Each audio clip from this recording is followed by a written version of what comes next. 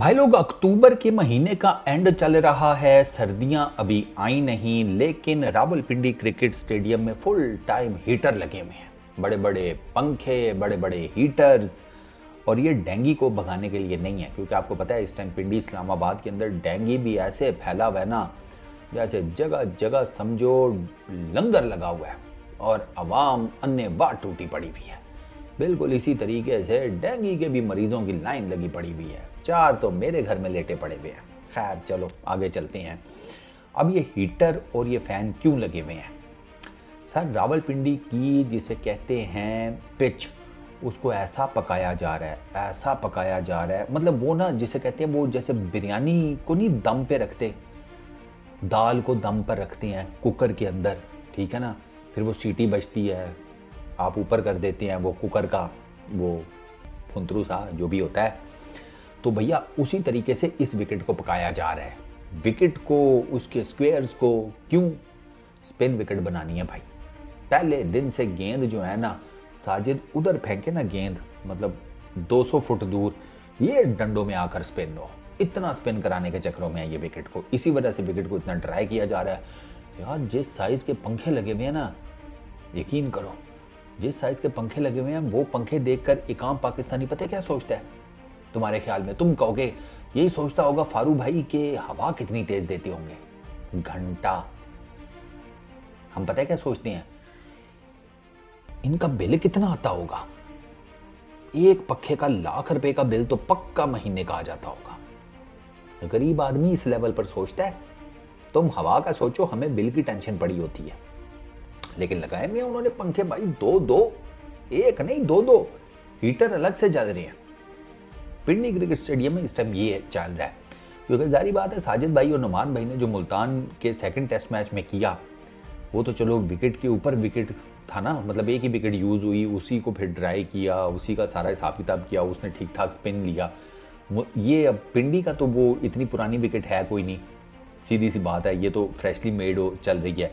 तो इसके ऊपर आई डोंट नो कि क्या हिसाब किताब बनता है। ओवरऑल तो पिंडी की जो विकेट है उस पर गेंद जो है वो अच्छा आता है बैट के ऊपर।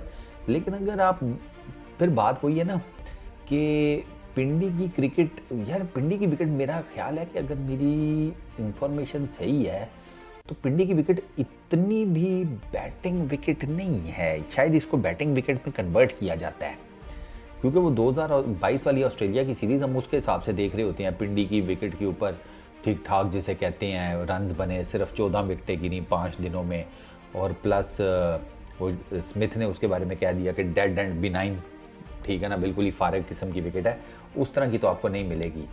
पाकिस्तान चूँकि 20 विकेटें 2 स्पिनर्स ले गए पाकिस्तान के लिए सेकंड टेस्ट मैच में, तो पाकिस्तान बड़ा सिंपल सा नैरेटिव लेकर जा रहा है, भाई साहब फुल टाइम स्पिन विकेट बनाओ, फुल टाइम।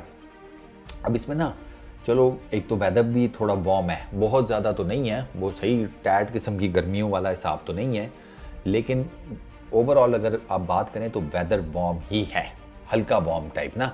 तो उसमें डेफिनेटली वो वार्म वेदर वो भी अपना रोल प्ले करेगा। ये पंखे, ये हीटर, ये इस चक्कर में आए कि कवर के नीचे मॉइस्चर नाम की कोई चीज़ नहीं बचनी चाहिए।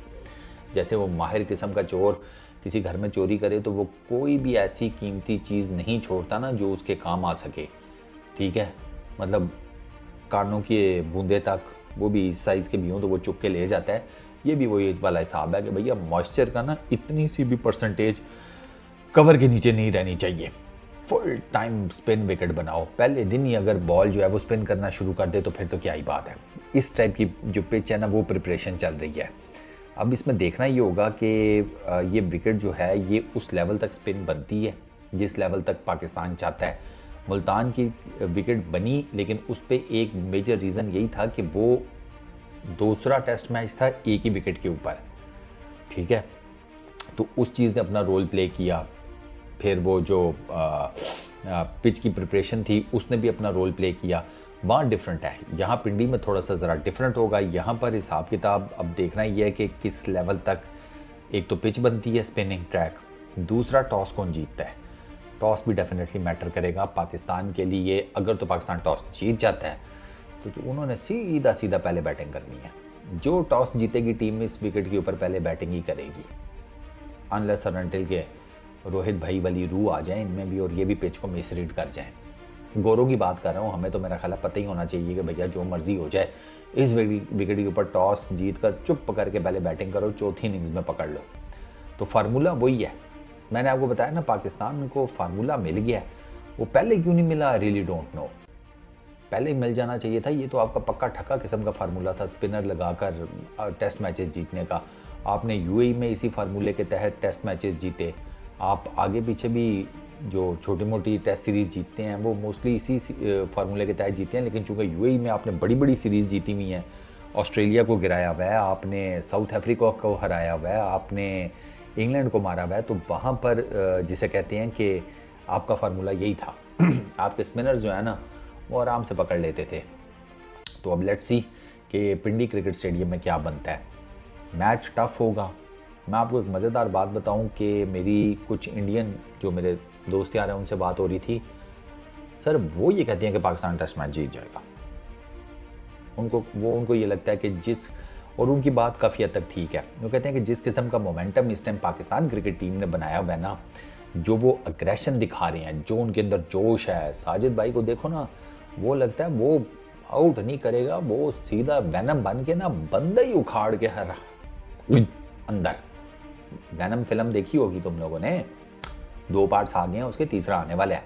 तो उसमें ना वो सीधे से सीधा वो मतलब वैनम बन के ना तो वो सीधा बंदे ही खा जाता था। तो साजिद भाई जो है ना, मतलब उस कद काठी के तो नहीं है, लेकिन वो छोटे साइज़ के वैनम बनते हैं। वो मतलब देखते ऐसे ही हैं कि पुत्र तेरी विकेट नहीं लूँगा, सीधा सालम खाऊंगा तुझे साले, हैं, वो भी बगैर डकार मारे। लेकिन अब ज़ाहिर बात है मुंह का साइज़ भी छोटा है, अगला 6 फुट का, ठीक है, तो उसको खा तो नहीं सकते।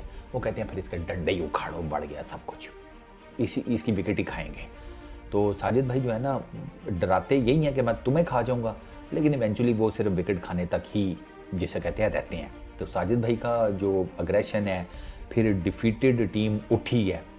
पहले टेस्ट मैच में कमर तोड़ किस्म की जिसे कहते हैं डिफीट मिली है, कमर तोड़, पलंग तोड़, कुर्सी तोड़, मेज़ तोड़, बल्ले तोड़, सर तोड़, हर तरफ तोड़ फोड़ टाइप हुई हो ना, उस टाइप की। जैसे ना तुम यूँ समझो कि सही ठीक ठाक किस्म का ज़लज़ला है ना, तो जो कमरे की हालत हो जाती है ना, या किसी शॉपिंग वो ग्रोसरी स्टोर की तुमने देखा होगा, वो रैक्स गिरे हुए, चीज़ें बिखरी हुई, इस टाइप की डिफीट हुई थी हमें पहले टेस्ट मैच में। लेकिन दूसरे में भाई साहब फिर हमने जिसे कहते हैं हमने ऐसा भूकंप लाया ना, हम 150 रन से जीते। साजिद भाई और नुमान भाई, छोटे वाले लारा, उनकी कर्टसी की वजह से। तो लेट्स सी अब तीसरे टेस्ट मैच में ये दोनों क्या करते हैं, क्योंकि मेन उम्मीदें तो इन्हीं के साथ हैं। जाहिद को खिलाते हैं नहीं खिलाते हैं, आई रियली डोंट नो, हो सकता है एक आधा चेंज कर दें, लेकिन इसके अलावा फिर स्पिनर है कौन और? यही है, मेरा ख्याल है एक्सपेरिमेंट नहीं करेंगे, इन्हीं 3 स्पिनर्स के साथ ही जाएंगे। तो लेट्स सी क्या बनता है। Indian cricket fans by the way कह रहे हैं कि पाकिस्तान टेस्ट मैच भी जीतेगा, टेस्ट सीरीज भी जीतेगा, कीप इन माइंड। चलो देखते हैं। इस वीडियो में इतने ही, अपना बहुत ख्याल रखना, नेक्स्ट वीडियो में मुलाकात होगी। Peace out.